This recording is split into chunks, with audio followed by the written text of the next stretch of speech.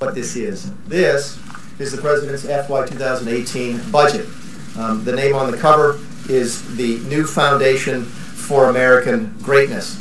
Okay? As I read through it over the weekend, as I did, in fact, we've been working on this since before I actually got here, it struck me that the title should have been different.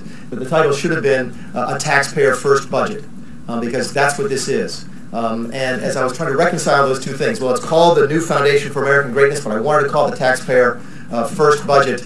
It struck me that that was what was really new, or one of the things that was new about this budget. That we looked at this budget through the eyes of the people who were actually paying the bills. I think for years and years, we've simply looked at a budget in terms of the folks who are on the back end of the programs, the recipients of the taxpayer money, and we haven't spent nearly enough time focusing our attention on the people who pay the taxes. I got a couple questions yesterday, I know I will today, about compassion. Compassion needs to be on both sides of that equation. Yes, you have to have compassion for folks who are receiving the federal funds, but also you have to have compassion for the folks who are paying it. And that is one of the things that is new about this President's budget. Right. So later on, Mick Mulvaney goes on to describe welfare and Medicare as a form of theft of taxpayers.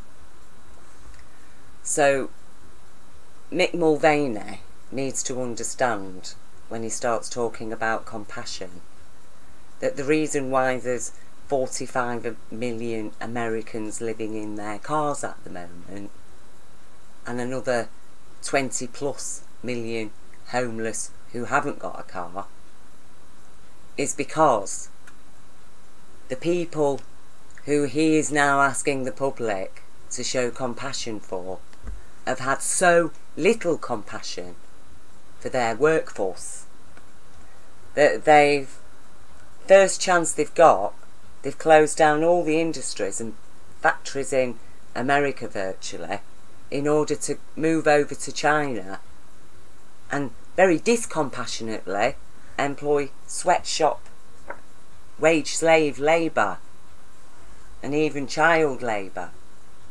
Okay? When you want to talk about compassion, compassion for the kind of people who can ignore the laws of physics that very conveniently destroyed all the evidence at the Pentagon, the Twin Towers, the trade centres and the CIA offices held in Building 7, all the evidence related to huge, massive banking fraud and theft, outright theft. You know, how many trillion from the Pentagon budget, all destroyed when the accounts department very conveniently got pulverised by what we're told was a plane. Okay? The very fact that they've all ignored the solid evidence staring everybody in the face, i.e. the laws of physics,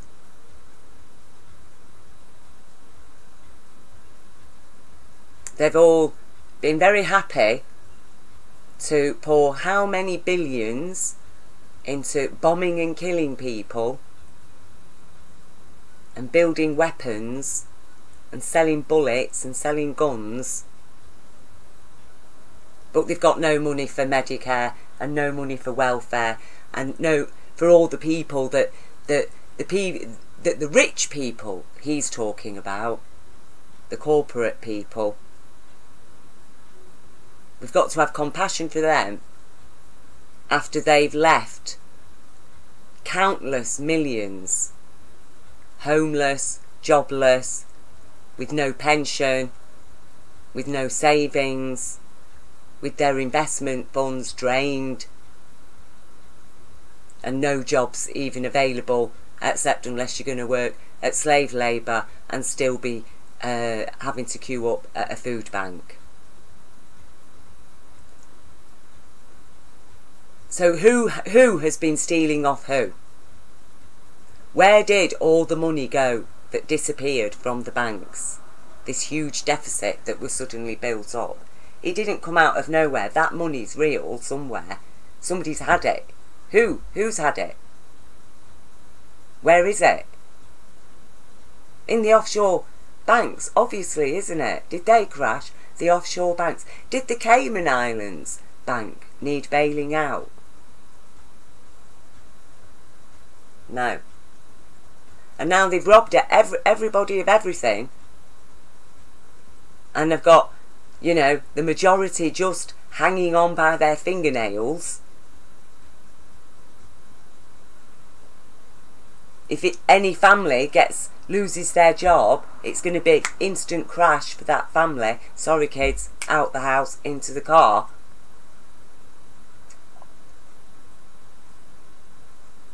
And then along come the police knocking on the window at night. Oh, you're homeless, you've got children. Here come the state to take your children. They're very happy to pay, you know, $150,000 a year for somebody else to look after your child. These taxpayers were asked to be compassionate for.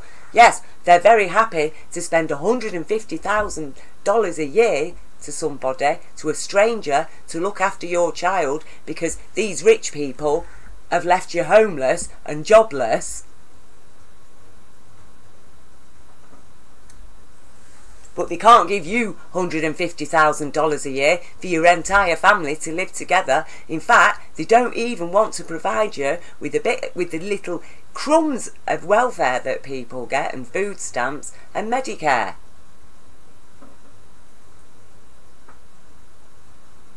This is a heist.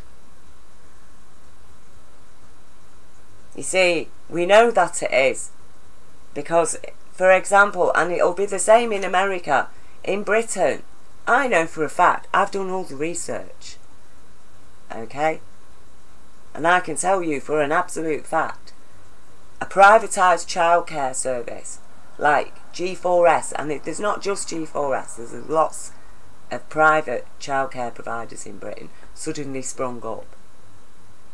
They're getting paid by public funds which are being borrowed, okay?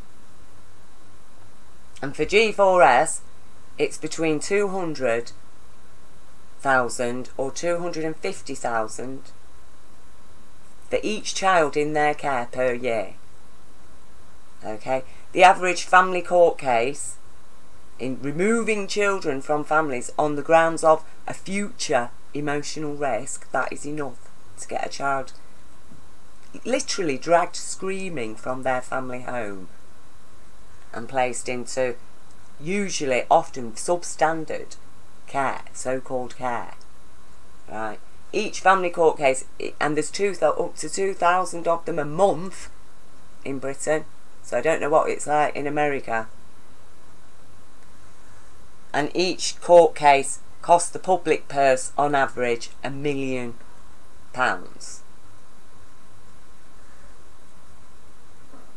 And social services get £1,800 a week for every single child on their books.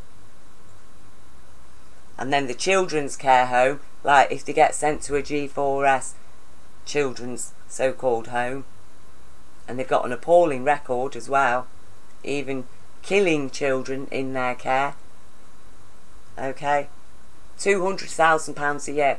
Now, we're supposed to be in austerity, so why is there no austerity then for these corporations? Why is the austerity expected to be carried on the shoulders of the workforce who've already been robbed by the people who've imposed the austerity? And now they're asking us, they're asking the people to be compassionate for these multi-billionaires who all think they're God, who've shown absolutely no compassion. Well, I tell you now, Mick Mulvaney, the people you represent have had nothing but compassion from the public. And in fact, the public are so compassionate, they've not risen up with the pitchforks and started terrorising them. Because unlike the people you work for, the general public are actually civilised. And most of them do have a heart. And that's how we've survived through the centuries, because we've helped each other, because we've shared what little bit we have, we've shared with the people around us.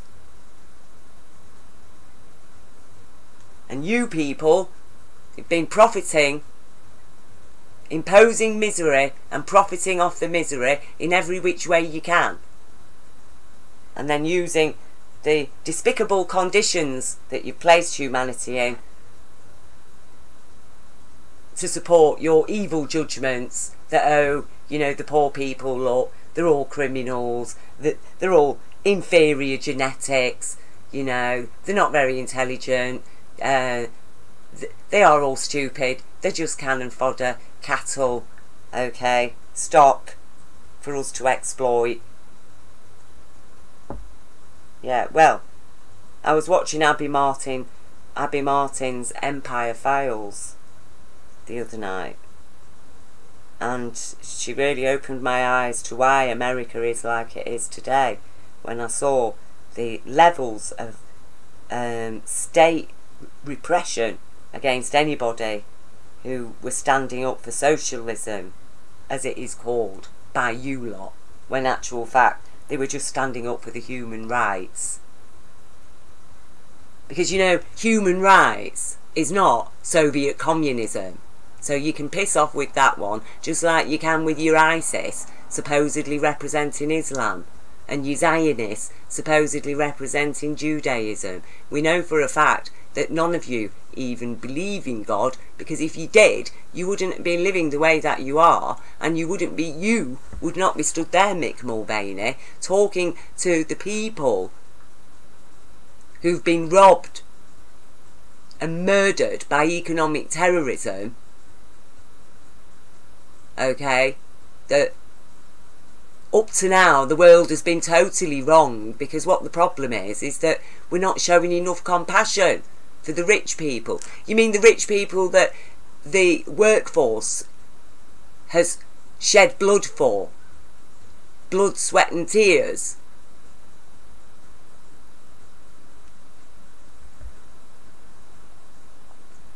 You people really are in for a huge, huge shock. Okay? Because reality is catching up with you and you can't run away from it anymore. And universal reality is about to hit the consciousness of this planet, and it will be like a nuclear bomb on the human consciousness when people suddenly realise we are not what you tell us. Yes, and it will be within your own ranks it will hit as well. The good people will step out from every place, rich or poor. The good people will come forward. The people with compassion. The people with compassion who do not look down on the people who've been the victims of crime, of robbery and murder, and tell them that they're guilty of theft because they're asking for their human rights. How dare you? How dare you? It is totally incredible. And you know, I think this is a prime example that really, you know, all you Trump supporters out there that are just standing by this absolutely ridiculous thing, you know, you do need to wake up.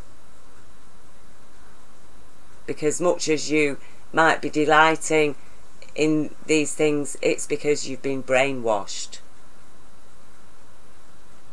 into a certain perspective on life that has been fed into you. You know, watch Abby Martin's Empire Files on socialism.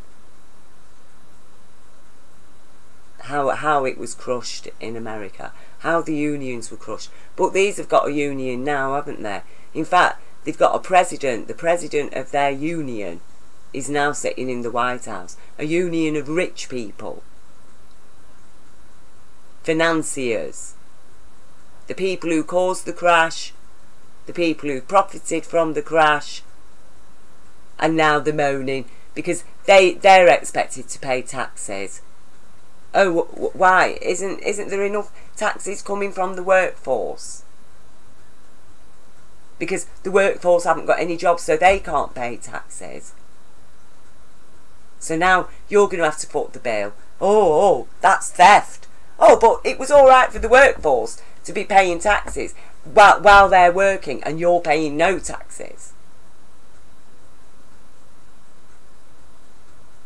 So they're working for you to earn profits for you, to get their minimal wage, and they have to pay taxes. But you don't. You can put the bulk of your money where? Because you'd rather have it sat in a bank funding wars and terrorism and drugs than you would invested in your own nation and your own people. The people you expect to go and die for you. And you have the audacity to turn around and say that when those same people are made destitute enough by your disgusting so-called economic system, when in fact there's nothing economic about it at all. It's total madness and theft. You've turned this planet into a casino, and that's what you've made of life. And the American dream, what is it? A lottery ticket, isn't it, really, for the majority? How dare you? And like I say, the writing is on the wall.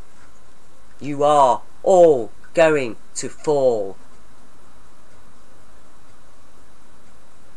The harder you come. Think about it.